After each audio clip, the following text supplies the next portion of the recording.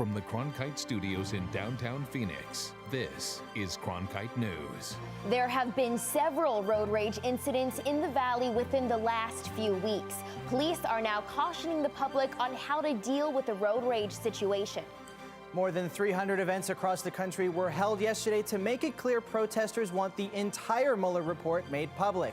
We take you to a rally here in Arizona demanding the full release. And we introduce you to some greyhounds and what they're doing now after their racing career. Cronkite News starts now. Good evening and welcome to Cronkite News on Arizona PBS. I'm Austin Bundy. And I'm Sammy Giebers. Thank you for joining us. Phoenix police say they have arrested the 20-year-old man suspected of fatally shooting a 10-year-old girl and injuring her father in a road rage incident near 39th Avenue and Moreland Street on Wednesday. Cronkite News reporter Bayan Wang says police are now cautioning the public on how to deal with a road rage situation. Bayan? There have been several road rage incidents in the valley within the last few weeks. Phoenix Police Sergeant Vince Lewis said drivers need to be mindful of each other when an incident on the road occurs. But if the situation escalates, the most important thing you should do, he said, is call the police. I'm very sad about the whole situation. The driver rolled down the window and opened fire. Alberto Gutierrez has seen a lot in nearly 40 years of working in highway safety, but news of a 10-year-old girl being shot to death after her father cut off another driver in Phoenix made him fear for his own family. These are my grandson and two granddaughters, another granddaughter. Gutierrez says he knows more than anyone else that this unfortunate reality is a mere product of road rage. We see it all the time. We've been looking at aggressive driving now, my God, for 20-something years. When we helped write that bill in the legislature and pass aggressive driving can lead to road rage. Arizona is only one of 11 states that has specific laws targeting aggressive driving, according to the Governor's Office of Highway Safety website. But Gutierrez says that's not enough. He says preliminary data indicates that there could have been hundreds of road rage incidents in the state since 2018. Phoenix Police Sergeant Vince Lewis says drivers need to be more cautious in these situations. Try to get to an open, well-populated, well-lit area, a location or a business that might be open. Get on the phone with the police. If you're actively being followed and you don't want to stop, you can continue driving. We recommend go to major intersections and make right turns only so that we can track your path and get to you and find you a little bit more quickly. Within the last few weeks, several road rage incidents have been witnessed in the valley. On March 23rd, a bystander in Mesa captured one of these moments. Just listen to him, man. Don't get shot over something stupid. Court records show that Raymond Walter Shepard followed a driver into a parking lot after he was cut off and held him at gunpoint before fleeing. It's a dread thing that, like I said, grandparents like me and my wife and my children and grandchildren, who now have great-grandchildren, it scares me to death. Phoenix police say if you ever think someone is following you after an incident on the road, call the police and don't drive home. Live in the broadcast center, Bayan Wang, Cronkite News. I may shut it down at some point, but I'd rather do tariffs. So Mexico, I have to say, has been very, very good. You know that over the last 4 days since I talked about shutting down the border. If they continue that, everything will be fine. That's President Donald Trump this morning speaking about his threat to shut down the U.S.-Mexico border before he went to the border in Calexico, California. His initial closure threat was in response to an influx of migrants coming to the United States, but he walked back his original statement Thursday, instead focusing rather on the flow of drugs into the country instead of the flow of migrants. Homeland Security Secretary Kirstjen Nielsen visited the U.S. border with Mexico for the 4th time. She's met with DHS and ICE officials to talk about increased security concerns. Nielsen met with Customs and Border Protection leaders, along with other local figures, and participated in a roundtable discussion.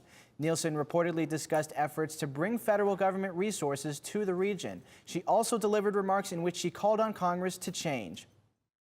Entirely unprecedented, and the humanitarian and security crisis will continue to get worse until Congress acts. We cannot protect American sovereignty, enforce its immigration laws, or keep criminals from exploiting our system without something changing.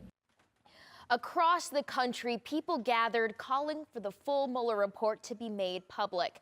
Claire Kelly attended the event here in Phoenix.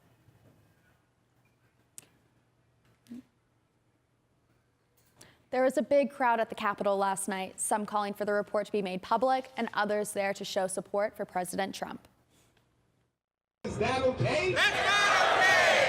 After Attorney General Barr failed to release the full Mueller report on Tuesday, a deadline set by Congress, groups across the nation gathered to protest for a national day of action, including here in Phoenix. We really need to see that full report so we can really see what is the truth. Over 100 people gathered at the Arizona State Capitol last night to demand that Barr release the full confidential report about Russian interference in the 2016 election. My suspicion is that Donald Trump is very, very, very dirty. That he's been committing crimes for decades here and abroad, and that Mueller has found out about them. Barr said that there was no conspiracy between the Trump campaign and Russia, but there was no conclusion as to whether the president obstructed justice or not. If he's committed crimes, charge him. That goes for everybody in Washington, this building or that building. No one's above the law. I saw a lot of the signs here. No one's above the law. That's absolutely true. That's something I'll agree with these people on. No one's above the law. Like I said, I love the president, and if he's guilty of something, arrest him and charge him. The protesters hope that this National Day of Action will raise awareness to this issue. There are a lot of mild-mannered people out there in the world who don't go to protests, who watch the news and think, how seriously do I need to take this? When they see a protest happening, it makes them sit up a little straighter and think, maybe this is a big deal. Maybe this does matter. Yesterday, Senator Rand Paul blocked a resolution pushing for the release of the report. It's the 5th time the resolution has been rejected. Claire Kelly, Cronkite News. Grand Canyon Park officials recovered the body of the 3rd person to die at Grand Canyon National Park in 8 days. A 67-year-old man was found 400 feet below the South Canyon rim after an apparent fall. A week earlier, another man died after slipping while taking pictures from the canyon rim. According to park officials, around 12 fatalities happen each year at the Grand Canyon, and only a small percentage of those deaths are caused by falls, however. It is heating up in the valley, and it looks like it's only going to get warmer. Yeah, guys, we're supposed to hit 96 degrees on Monday, and we don't usually hit that point until like April 14th, so we're super early this year, which is great, but currently right now we're actually at 81 degrees here in Phoenix. Up in the north, we're seeing temperatures about in the 50s and 60s currently. Tonight, we are going to start cooling down just a little bit. Around 6 p.m., expect that temperature to be about 78 degrees, and then by 10 p.m., we are going to hit that 71 temperature mark. Tomorrow, we're going to also see a gorgeous day. Around 8 a.m. we're going to start in the 60s, and then by 4 p.m. we'll be hitting that 79 degrees, almost 80 degrees. We're going to be seeing an 81 as a high on Saturday, 89 on Sunday, and then we're going to hit that 96 mark on Monday. We're going to keep that 90-degree mark through Tuesday, but Wednesday we are expecting that temperature to dip back down into the 80s, but we are going to see those clear skies until Friday. We will be seeing some cloud coverage as well. Live in the Weather Center, I'm Bain Ferroni. Coming off the track, former racing greyhounds are getting a chance at a different life. They're being trained to eventually go home to a family. Now, a lot of work, time, and patience is given to these energetic dogs, but in that process, these canines are also giving a lot back to their trainer. Home is where the heart is. Yeah. For these former racing greyhounds who are currently living behind bars. Our primary purpose here is to take those canines and socialize them. Question, up the stairs. Train them and get them ready for adoption. And we've been doing that through inmate work program. At the Saguaro Correctional Center in Eloy, more than a dozen inmates from Hawaii are getting these canines ready for a home. Then we go with sit and down and wait. But as much time and effort is devoted to these guys, the greyhounds also give something back. And the love that they give me inside of this place is second to none, because we really don't have no intimacy with our mom and our sister and, different family members. So, I mean, they kind of fill that void. Marwan Jackson is in prison for manslaughter. He says taking care of these animals has helped him grow. Yeah. Especially this program, teaches you responsibility and patience and guidance, because they're not going to get what you're trying to teach them right off the bat. A few doors down. Question, let's go. is David Parker and his dog Crusher. He says relating to these retired athletes isn't too difficult. Parker is in prison for murder. He said he has lived the better half of his life locked up. You know, we wake up and we look out the window, we see bars. He wakes up, he sees his bars. So I think I've grown and matured since that time, and hopefully become a better person in people's eyes. You know, that's for other people to determine, not myself. It was the offender's opportunity to be responsible for something besides themselves. Ready? These dogs have a bright future ahead of them. Good boy. But they also brighten up the lives for these men. We live with them 24 hours a day. We take care of them. We're responsible for everything about their entire lives, and you can't help but not be bonded with every dog that comes in. The dogs usually spend about 3 or 4 months in the program before they are ready to go out to a home. The inmates told me that it can be hard to let their buddies go, but before they miss their old friend, they usually get a new one almost right away. David Parker is training his 33rd dog since the program began in 2009 by Racing Home Greyhound Adoption. Up next, a look back at some of the top Cronkite news stories this week. With the sharp increase in asylum-seeking migrant families this year, a holy place is opening its doors to help, and how Arizona's tribes are playing a key role in the multi-state drought contingency plan. Plus, how President Trump's plan to shut down the border could impact our economy. But first, choose your news. Which Arizona sustainability story would interest you? An experimental community, oil on native lands, or emissions and ride sharing? Just go to our Cronkite News Twitter feed to join the conversation and vote in our live interactive poll. Hello from the children of planet Earth. Exploring, it's the lifeblood of the mission. Human beings are a curious bunch.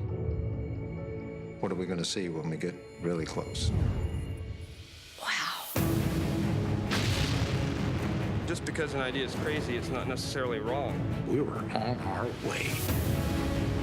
You don't get anywhere until you've tested the limits. That carries an intensity you can't imagine. You could hear people just, whoa. Oh my God, absolutely spectacular. It's a rush. We ask a lot of our heroes. We are at a remarkable moment. We're going farther than any exploration ever has.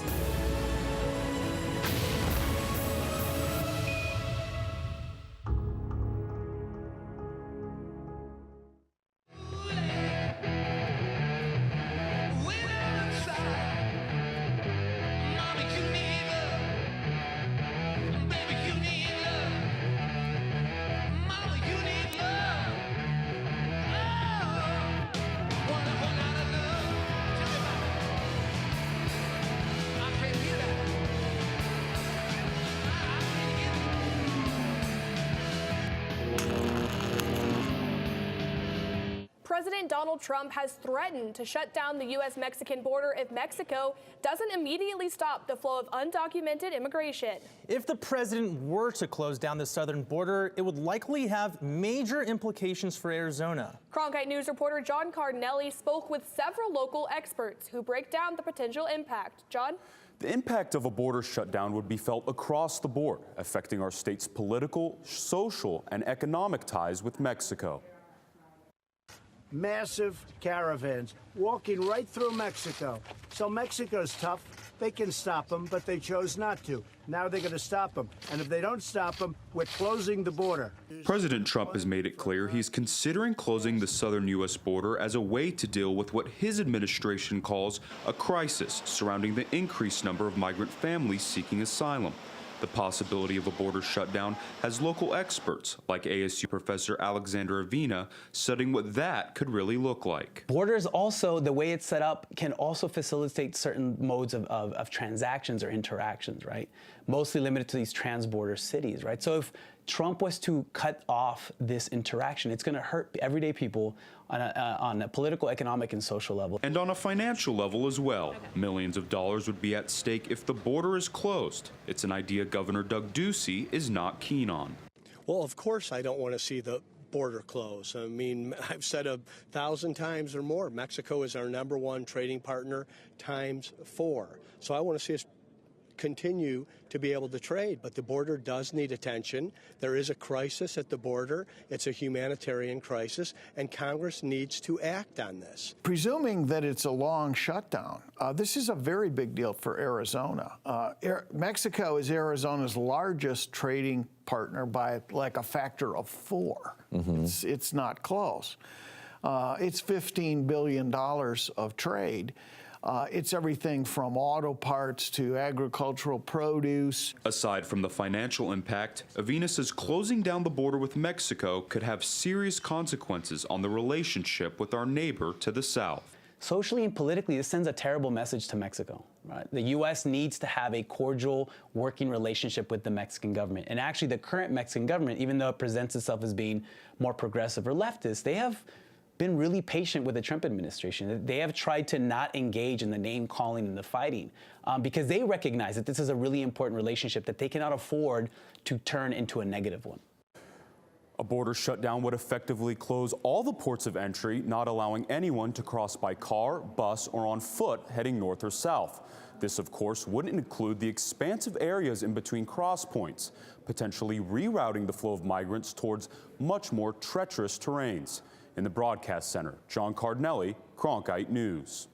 We've been reporting over the past few weeks on the surge of migrant families seeking asylum at the southern border. With the increase in numbers, humanitarian aid groups have stepped up, offering these families the basic services they need as they transition toward their final destinations in the U.S. Here in Arizona, one location in particular has opened its doors to them, becoming a unique shelter in the desert. Marcela Baeto went to Tucson, and she's joining us live from the Cronkite First Amendment Forum to tell us more about it. Marcela?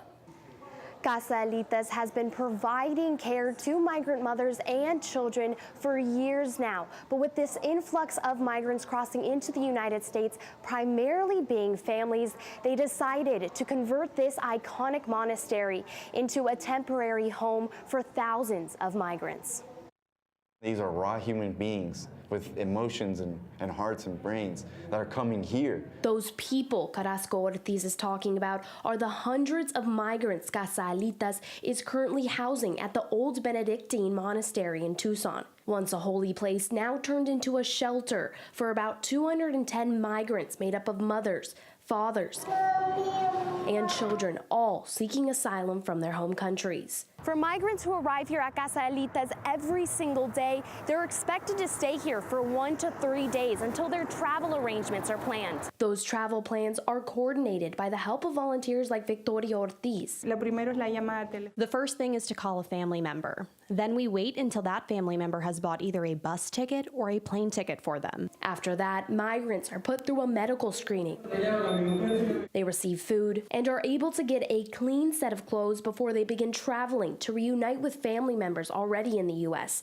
and await their first immigration court date. The monastery was built in 1935, welcoming a group of pioneer nuns who migrated from Switzerland. It closed in February 2018 after being purchased by a developer who has allowed Catholic charities to use it as this temporary migrant shelter. The charity will be able to stay until August of this year. That's when the developer will begin the construction of new condos on the site. It's the monastery one?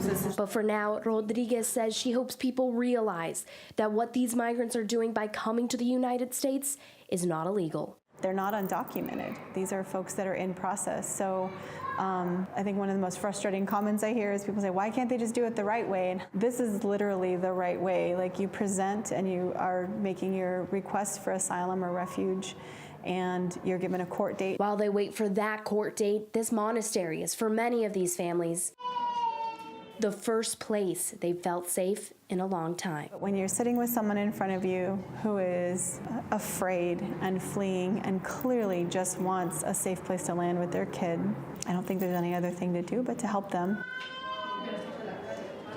Casa Alitas has until August until they're going to have to relocate, but they said they're looking into options.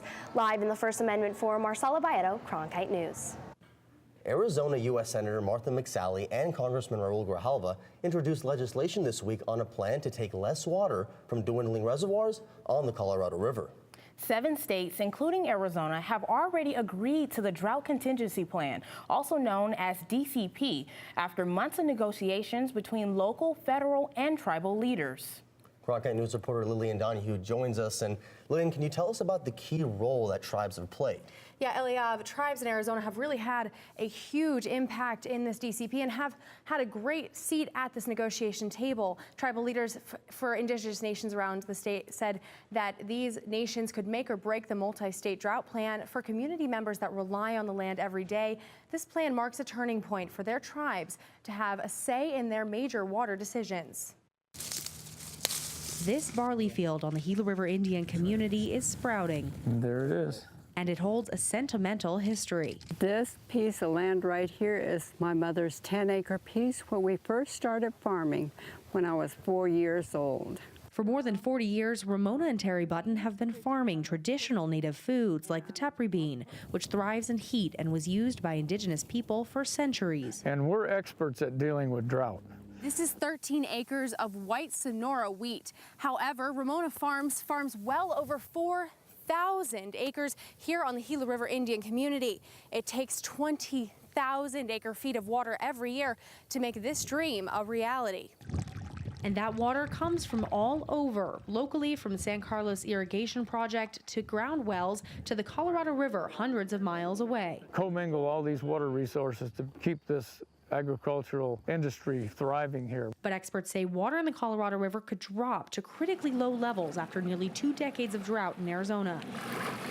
That's why Native communities have taken center stage in planning the multi-state drought plan, which Congress must now sign off on to prevent large-scale shortages. Without the community's participation, we don't see how DCP can be done. Gila River Governor Ro Lewis said the community has a critical role in water preservation. Well, we call ourselves the people of the river, the Akima Atam. You know what, we have that generational knowledge that goes back for centuries, if not millennia.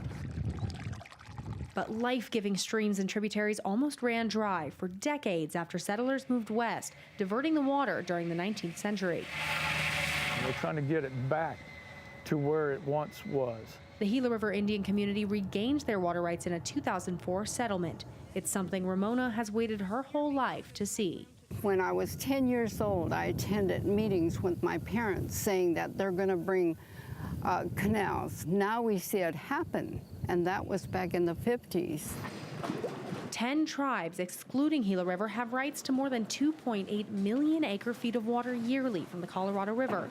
That's according to a recent study by the U.S. Bureau of Reclamation. But only half of that water is being used. The data collection tools that Daryl Vigil worked on the study as the co-director of Water and Tribes and says it's relatively new for local and federal lawmakers to include tribes in national water policy conversations. That opportunity wasn't available before, but now with the conclusion of this particular DCP process and the inclusion of tribes in that dialogue, I think that sets the platform for that to happen. But as policymakers on Capitol Hill mull over the drought contingency plan, that's it in miniature. It's yet another day closer to harvest for Ramona and Terry Button. Despite drought, they remain optimistic because for them, adapting to the dry Sonoran desert has become their day-to-day. Right now, we're enjoying the opportunity and the responsibility to maintain this tradition, to utilize the resources of the community's agricultural land and its water and the people. If water levels in Lake Mead drop below a certain level, Arizona and other states in the lower Colorado River Basin will all have to cut back on the amount of water they take from the reservoir. Lillian Donahue, Cronkite News. The forest in Flagstaff is riddled with trees marked to be cut down. As Nicole Hernandez reports, the trees are being removed in a unique way. Take a look. This is a normal day on the job for Dave Webb and his crew. I've been doing this with helicopters for about 22 years. 16 crew members. We've got guys from all over the country. Traveling state to state with their logging equipment, their helicopter, and of course, the essentials. We're all pretty good friends, yeah. Their current stop, Mount Eldon in Flagstaff, where they are cutting and flying trees to thin out the forest. Once the trees are cut down and helicoptered off of the mountain, the loggers take them and put them into large decks like behind me. They're taller than me, and they actually extend the entire length of this road. And this is just one of many decks that the loggers have put together. This is a really important project. It's really a fuels reduction project trying to eliminate the threat of catastrophic fire and flooding. Before this thinning, the trees were growing so closely together that it became a fire hazard. A lot of times people's vision of a forest is just a really dense stand of trees, which actually in this area is not true natural conditions for the forest. Beyond wildfire protection, the thinning is also keeping Flagstaff drinking water clean. If there was a fire and a lot of sediment got in the water, really it would be unusable for drinking water. It's all these reasons and more why Flagstaff officials worked to make this labor-intensive and expensive project happen. Per hour, it's thousands of dollars. So we have to we got to keep things moving. While staying safe, because logging is extremely dangerous. Did you want to sneak up here a little closer, Pat? But it's nothing new for the loggers. This is all normal for us, yeah. This is every day, what happens every day. On Mount Eldon, Nicole Hernandez, Cronkite News. Choose your news. Which Arizona sustainability story would interest you? An experimental community, oil on native lands, or emissions and ride sharing? Just go to our Cronkite News Twitter feed to join the conversation and vote in our live interactive poll.